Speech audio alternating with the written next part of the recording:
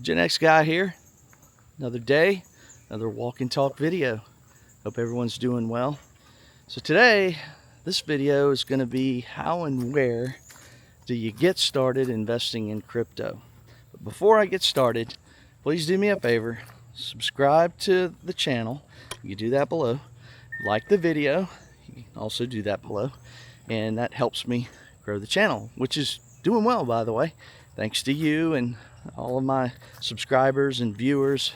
It's really helpful and I really appreciate that. So let's jump right into it and talk about how you get started. So I get this question a lot from people who they hear all about crypto and all this talk, and even more so now, the new administration, all this, Bitcoin is now at about 115,000. We broke a new all-time high, and they hear about it, and then they know that I'm in crypto, and they say, hey, well, I don't have any. I don't have any Bitcoin, or I don't have crypto. What do you do? I don't understand where you go and how you buy this Bitcoin.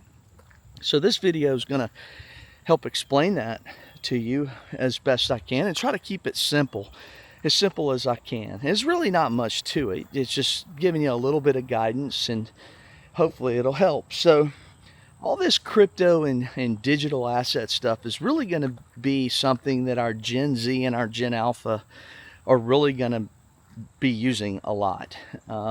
It's really the future of finance, and it's already starting to take hold. Pretty soon, these generations are going to be using our phone devices to do transactions using blockchain, digital assets, and cryptocurrencies. It's one of the last major industries that hasn't really been disrupted. The banking industry, the financial industry, traditional finance, it's all going to blockchain technology, cryptocurrency, digital assets. So I'm going to help you try to navigate through to how you start investing in Bitcoin. And so what I would tell you to do is just stick to Bitcoin first. Don't try to bite off too much. Just try to get you a little bit of Bitcoin to start with. It's the safest of all of them. It's been around the longest. It's the digital gold. If you've watched some of my previous videos, you'll know that. And what I would tell you is to start small and scale slow. Don't try to drink from a fire hose, as they say. Just get you a little bit and just keep building on that. You gotta crawl before you walk and walk before you run. And so pay attention to the price of Bitcoin. Just cut out all the noise of all the other cryptos and out there, because there's a bunch of them. Just focus on Bitcoin and focus on the price of it, and watch where it goes and its up and downs. Yes, it's at 115 as it is today, and it does move quite a bit. And as time goes by, it won't be as volatile, but it has been up and to the right now while we've been in this bull run. You can never go wrong accumulating Bitcoin, in my opinion. So get as much of it as you can. So to get started, guys, there's really 4 exchanges that you can use to buy Bitcoin. They are Coinbase.com, Kraken.com, and that's Kraken.com, Gemini.com, and that's Gemini.com, and Robinhood.com. That's Robinhood.com. Some of you may already have Robinhood accounts. So let's start with Coinbase. Coinbase has been around a long time. It went public, I believe it was back in 2021. It's got a great user interface. The trading fees are a bit high. It's probably the most popular crypto trading platform, and these are all US-based platforms, by the way, that I'm about to tell you about. And these are all ones that I use. So they've been around a while, and they're proven. And so Coinbase has the most liquidity. It's been around the longest. It's a public company. I think it was probably the first public crypto company that out there. It's got a good app, and there's about 250 crypto that you can trade on that platform. It's a good one, but the fees are a little high, so I try to use it in moderation. Kraken, That one is my favorite. I like the interface. The fees are very reasonable compared to Coinbase. It's got a great user interface.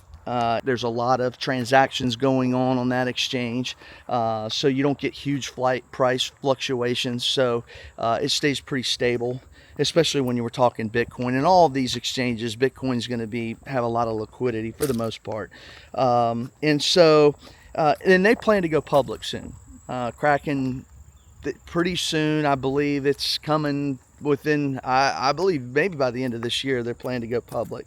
They have a good app, and they've got about 350 crypto on their crypto pairs that you can trade on the exchange. So that one's my favorite. Gemini is the one I first got on when I got into crypto about 5 years ago. They were the first. They just went public, I believe it's about a week ago. So they're started by the Winklevoss twins. They created Gemini. They've got about 150 crypto. Their fees are a bit high, but kind of along the line of Coinbase. Good platform, solid. It doesn't have a whole lot of crypto trading pairs to choose from, but they have Bitcoin just like the others. The next one is Robinhood. Some of you may have Robinhood. Robinhood started as a stock trading platform. It's very popular among the younger crowd. I use it as well as others, some of the older Fidelity and Charles Schwab. But I've been starting to use Robinhood more, and they are digging deep into crypto. They've got about 28 crypto assets on their platform, and they're expanding that rapidly. That's their push, big into crypto. They've actually started their own blockchain. Expect to hear more out of Robinhood. They're also a public company, traded. Hood is the ticker. I'm invested into Hood. That company's got a big future. I would say them and Coinbase are big competitors. They're kind of going after each other. I would say is competitively for the space. The only thing is Coinbase isn't in the stock side of things yet, but I wouldn't be surprised if you saw that soon. With all of these platforms, you got to keep in mind that you're going to have to do what's called KYC, which stands for Know Your Customer. So when you go to these sites, you basically create an account just like you would at any other website, like Amazon or anything else. You create an account, and when you do that, you have to, by law, they have to ask you who you are, and you have to provide your ID, picture of your ID, and your name, address. It's just required in the United States. There's no way around it. All four of these, you have to do that. So even if you're going to trade stocks, you have to do it. So you need to know that. You need to provide, like I say, your driver's license and all your pertinent information for tax reporting purposes. Then you'll need to connect a bank account to whichever one you choose to use. And like I said, I use Kraken, and they all work very similar, the same way. And and this process doesn't take like a minute. This is something you have to sit down with for a little while and walk through this step. And you got to think too that a lot of these platforms, when you got new customers, it's a slow walk process. You don't just go in there in a minute, create an account, connect a bank account, and you're off to the races.